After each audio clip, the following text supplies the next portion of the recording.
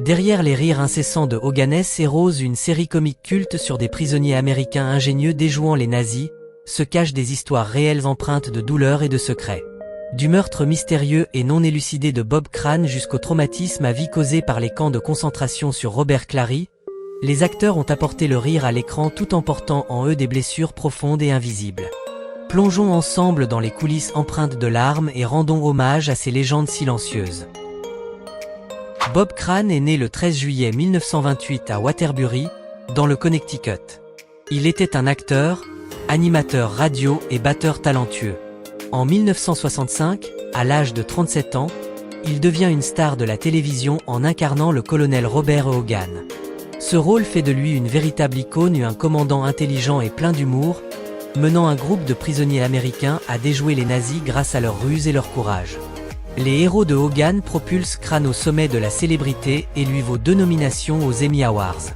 Cependant, après la fin de la série en 1971, sa carrière et sa vie personnelle commencent à décliner. Le 29 juin 1978, il est brutalement assassiné dans un appartement à Scottsdale, en Arizona, à l'âge de 49 ans. La cause du décès est un traumatisme crânien accompagné d'étranglement, et le meurtrier reste à ce jour inconnu.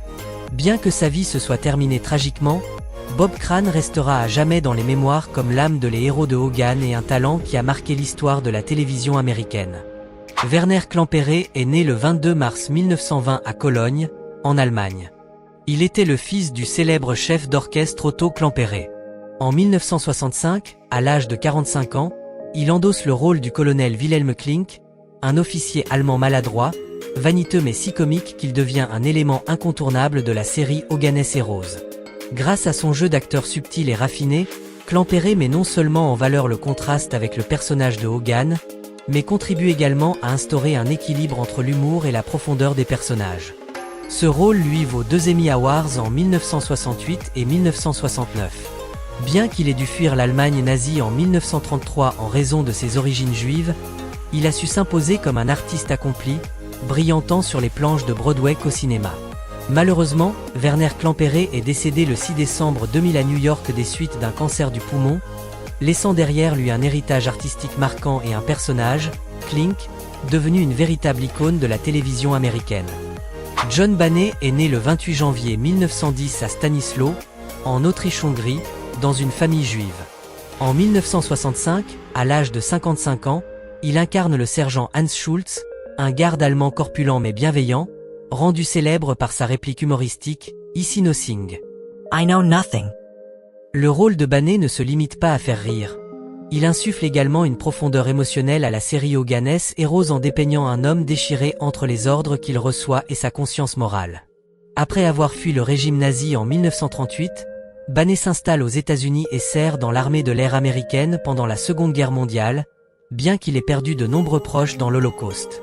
Bien que sa carrière ait souvent été cantonnée à des rôles de soldats allemands, il a toujours conservé une passion sincère pour son métier et le respect du public. John Boehner est décédé le jour même de son anniversaire le 28 janvier 1973 d'un anévrisme de l'aorte abdominale, laissant une empreinte indélébile dans le cœur des amateurs de télévision. Robert Clary est né le 1er mars 1926 à Paris, en France, benjamin d'une famille juive comptant 14 enfants. À l'âge de 39 ans, il incarne le caporal Louis Lebeau, un cuisinier français intelligent, vif et profondément loyal. Le personnage de Lebeau apporte non seulement un charme particulier à la série Hoganes et Rose, mais incarne aussi l'esprit de résistance du peuple français durant la guerre. Peu de gens savent qu'en dehors des plateaux, Clary était un survivant de la Shoah. Il a été emprisonné dans le camp de concentration de Buchenwald, où 10 membres de sa famille ont péri. Après la guerre, il retrouve goût à la vie grâce à la musique et au théâtre, avant de devenir une vedette de la télévision américaine. Durant les dernières années de sa vie, il s'est entièrement consacré à l'éducation sur l'Holocauste. Robert Clary est décédé le 16 novembre 2022 à Los Angeles, à l'âge de 96 ans, laissant un héritage vibrant de courage, de talent et de foi en l'humanité. Richard Dawson est né le 20 novembre 1932 à Gosport, au Royaume-Uni.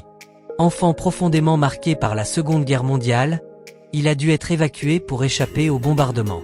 À l'âge de 33 ans, il incarne le sergent Peter Newkirk, un soldat britannique rusé, charmant, Maître de l'imitation et débrouillard, un personnage clé dans les plans d'évasion audacieux et plein d'humour du groupe de prisonniers dans la série Oganes Heroes.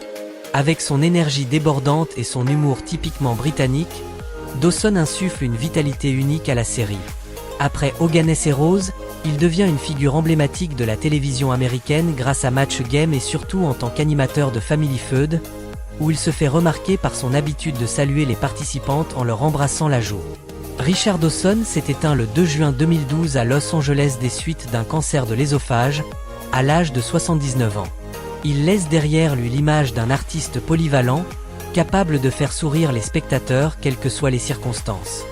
Ivan Dixon est né le 6 avril 1931 à Harlem, New York, au sein d'une famille ouvrière immigrée. En 1965, à l'âge de 34 ans, il incarne le sergent James Kinklo, un expert en transmission radio, intelligent, posé, et l'un des rares personnages noirs à apparaître régulièrement à la télévision américaine à cette époque. Kinklo joue un rôle clé dans les missions de sabotage du groupe de prisonniers dans la série Oganes Heroes, tout en symbolisant l'égalité et la dignité en pleine effervescence du mouvement des droits civiques. Après 5 saisons, Dixon quitte la série pour se consacrer à la réalisation et porter la voix des Afro-Américains à l'écran, notamment avec son film marquant le spectre assis à la porte, 1973. Malgré son succès, il continue de faire face à la discrimination raciale dans l'industrie du divertissement. Ivan Dixon est décédé le 16 mars 2008 à Charlotte, en Caroline du Nord, des suites d'une insuffisance rénale, à l'âge de 76 ans. Il reste dans les mémoires comme un artiste courageux, qui a su utiliser son art pour inspirer et lutter en faveur de la justice. Larry Hovis est né le 20 février 1936 à Wapato, dans l'État de Washington. Artiste aux multiples talents, il débute sa carrière en tant que chanteur et auteur-compositeur avant de se tourner vers le métier d'acteur. En 1965, à l'âge de 29 ans, il incarne le sergent Andrew Carter, un expert en explosifs maladroit mais enthousiaste et attachant. Le personnage de Carter apporte à la série Oganes Heroes une touche d'innocence, d'humour et de tendresse, adoucissant la tension liée au contexte de guerre. Après la fin de la série, Hovis poursuit sa carrière à la télévision en tant que producteur, notamment avec l'émission Totally Hidden Video, même si celle-ci ne connaît pas le succès escompté. Il enseigne également les arts de la scène à la Texas State University, transmettant sa passion à de nombreuses générations d'étudiants. Larry Hovis est décédé le 9 septembre 2003 à Austin, au Texas, des suites d'un cancer de l'œsophage, à l'âge de 67 ans. Disparu en toute discrétion, il demeure dans les cœurs comme une figure inoubliable de l'enfance télévisuelle de nombreuses générations. Kenneth Washington est né le 19 octobre 1946 aux États-Unis. Il fait partie des rares acteurs afro-américains à apparaître dans des séries télévisées durant les années 1960 et 1970. En 1970, alors âgé de seulement 24 ans, il est choisi pour incarner le sergent Richard Baker dans la dernière saison de Oganes Heroes, en remplacement d'Ivan Dixon. Bien qu'il n'ait participé qu'à une seule saison, le personnage de Baker, un spécialiste des communications radio, intelligent et calme, marque les esprits par son assurance et son esprit d'équipe, contribuant à maintenir la cohésion et le rythme du groupe de prisonniers. Auparavant, Kenneth s'était déjà illustré dans des rôles secondaires dans Adam 12 et Star Trek. Contrairement à beaucoup de ses collègues, il s'éloigne des projecteurs après sa carrière d'acteur, optant pour une vie discrète, sans scandale, et apparaissant rarement en public. En 2025, à l'âge de 79 ans, il est l'un des 2 derniers membres principaux encore en vie de Oganes Heroes, laissant une empreinte durable par sa simplicité, sa sérénité et le choix d'une existence paisible loin du tumulte médiatique. Sigrid Valdis, de son vrai nom Patricia Annette Olson, est née le 21 septembre 1935 à Bakersfield, en Californie. En 1966, à l'âge de 31 ans, elle incarne Hilda, la séduisante et mystérieuse secrétaire du colonel Klink, dans la série Oganes Heroes. Grâce à son charme singulier, Hilda devient la touche féminine emblématique d'un univers essentiellement masculin, adoucissant l'atmosphère austère du camp de prisonniers et apportant une subtile dimension comique. Pendant le tournage, Sigrid tombe amoureuse de Bob Crane, acteur principal de la série, qu'elle épouse en 1970. Après la mort tragique et mystérieuse de son mari en 1978, elle se retire du monde du spectacle pour protéger sa famille et mener une vie discrète. Des années plus tard, elle s'installe à Seattle, où elle vit à l'écart de la scène médiatique jusqu'à son décès, survenu le 14 octobre 2007 à Anaheim, en Californie, des suites d'un cancer du poumon, à l'âge de 72 ans. Bien que sa carrière ait été brève, Sigrid Valdis reste dans les mémoires comme la figure féminine marquante de Oganes Heroes et un souvenir indélébile de la télévision des années 1960. Léon Askin est né le 18 septembre 1907 à Vienne, en Autriche, au sein d'une famille juive. Après avoir subi la persécution nazie et perdu ses parents, assassiné dans le camp d'extermination de Treblinka, il est contraint de fuir l'Europe en 1940. Réfugié aux États-Unis, il s'engage dans l'armée de l'air américaine pendant la Seconde Guerre mondiale. En 1965, à l'âge de 58 ans, il incarne le général Albert Burkhalter, un haut gradé allemand constamment dupé par les prisonniers ingénieux de la série Oganes Heroes. Ce rôle lui permet de camper une figure d'autorité à la fois menaçante et comique, renforçant la tension dramatique avec une touche d'humour grinçant. Bien qu'il ait souvent été cantonné à des rôles de personnages à l'accent allemand prononcé, Askin marque durablement le public par son jeu singulier et sa voix inimitable. Après la guerre, il devient une figure respectée du cinéma tant aux États-Unis qu'en Autriche.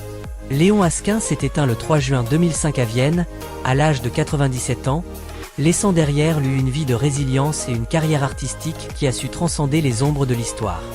Howard Kane, de son vrai nom Howard Helme Cohen, est né le 2 janvier 1926 à Nashville, dans le Tennessee, au sein d'une famille juive. Après avoir servi dans la marine américaine pendant la Seconde Guerre mondiale, il se consacre à sa passion pour les arts et devient un acteur accompli, aussi bien sur les planches de Broadway qu'à la télévision. En 1967, à l'âge de 41 ans, il incarne le major Wolfgang Hochstetter dans la série Oganes Heroes, un officier de la Gestapo colérique, paranoïaque et régulièrement dupé par les prisonniers, dans des situations aussi tendues que comiques. Ce personnage apporte une dynamique de confrontation aussi intense que satirique, soulignant l'ingéniosité des détenus tout en renforçant l'aspect divertissant de la série. En dehors de Oganes Heroes, Howard se distingue également dans des rôles secondaires remarqués dans Jugement à Nuremberg et 1776. Passionné de musique, il était aussi un virtuose du banjo, récompensé par plus de 29 prix dans des concours de musique folklorique. Howard Kane est décédé subitement d'une crise cardiaque le 28 décembre 1993 à Los Angeles, à l'âge de 67 ans, laissant derrière lui une vie d'artiste animée par la passion et le dévouement. Cynthia Lynn, née Zinta Valda-Zimili, est née le 2 avril 1937 à Riga, en Lettonie. En 1950, elle fuit les ravages de la Seconde Guerre mondiale avec sa mère pour rejoindre les États-Unis, emportant avec elle l'espoir d'une vie nouvelle. En 1965, à l'âge de 28 ans, elle incarne Fraulein Helga, la secrétaire jolie, discrète mais subtilement séduisante du colonel Klink, dans la première saison de la série Oganes Heroes. Bien que son rôle ne dure qu'une saison, Helga marque les esprits en tant que seule présence féminine dans un univers masculin, apportant équilibre et douceur à l'atmosphère du camp.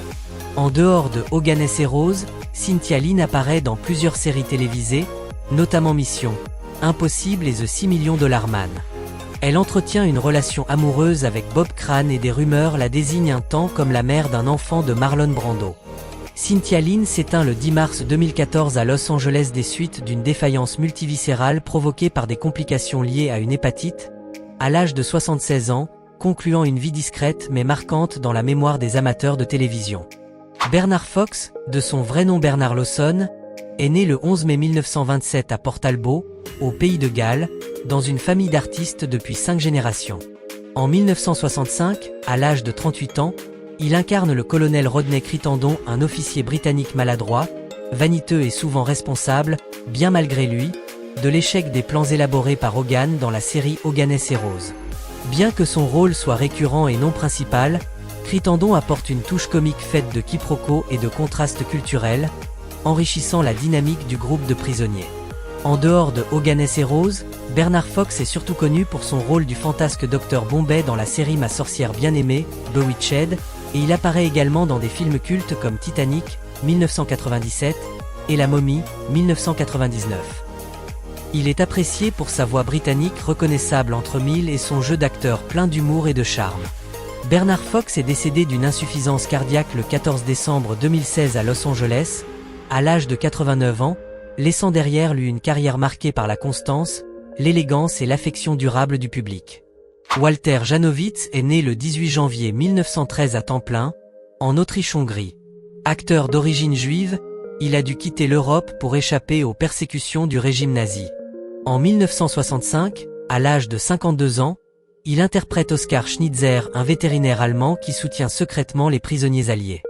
Bien qu'il ne s'agisse que d'un rôle secondaire, le personnage de Schnitzer apporte une touche d'humanité, de subtilité et d'imprévu aux missions de sauvetage, contribuant à enrichir la profondeur des personnages et des intrigues.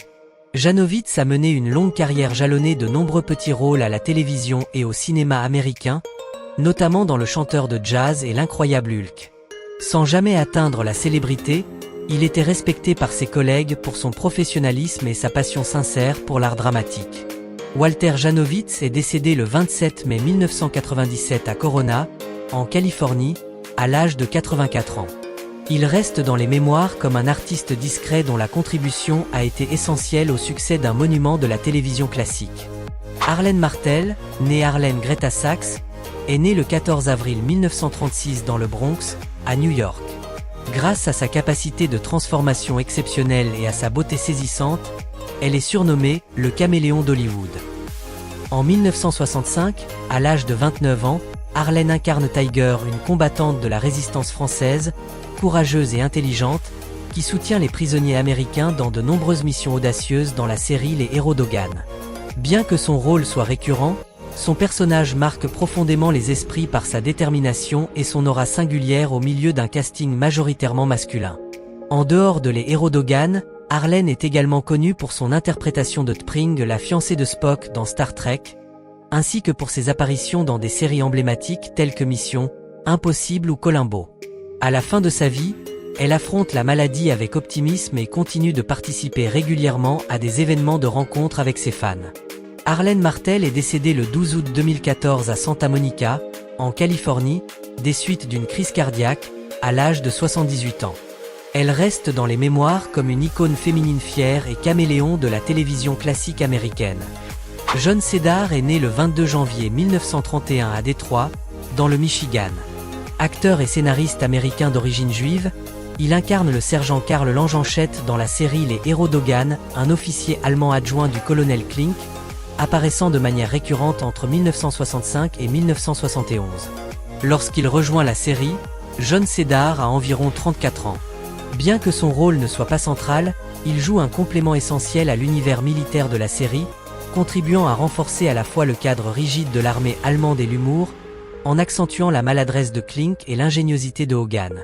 En dehors de Les Héros d'Hogan, il se distingue également dans des productions comme le Manitou et Arabesque. John Cedar s'investit aussi dans l'écriture de scénarios et la production cinématographique. Il s'éteint le 14 avril 2011 à Los Angeles, des suites de complications liées à une pneumonie, à l'âge de 80 ans. Sa carrière témoigne d'une polyvalence discrète mais précieuse dans le paysage du divertissement américain. Kathleen Freeman est née le 17 février 1923 à Chicago, dans l'Illinois. Elle est l'une des actrices de second rôle les plus chevronnées et polyvalentes d'Hollywood. Dans la série Les Héros d'Hogan, elle incarne Gertrude Linkmeyer, la sœur du général Burkhalter, un personnage haut en couleur, au tempérament acide, capricieux mais résolument comique, qui introduit des situations cocasses et accentue la tension dramatique de la série. Lorsqu'elle rejoint le casting à la fin des années 1960, elle a environ 45 ans, et y apporte un jeu d'actrice à la fois précis et naturel, rendant son personnage secondaire inoubliable. En dehors de Les Héros d'Hogan, Kathleen Freeman est célèbre pour ses nombreux rôles comiques dans les films de Jerry Lewis ainsi que dans de nombreux sitcoms télévisés. Elle poursuit sa carrière jusqu'à la fin de sa vie, jouant même sur les planches de Broadway peu avant son décès. Kathleen Freeman est décédée le 23 août 2001 à New York, des suites d'un cancer du poumon, à l'âge de 78 ans. Elle laisse derrière elle un héritage d'interprétation remarquable avec plus de 100 rôles, affirmant son statut d'icône du second rôle dans le cinéma américain. Alice Ghostley est née le 14 août 1923 à Eve, dans le Missouri. Actrice comique au charme singulier et à la personnalité marquée, elle se distingue par un jeu naturel, candide mais toujours empreint de profondeur.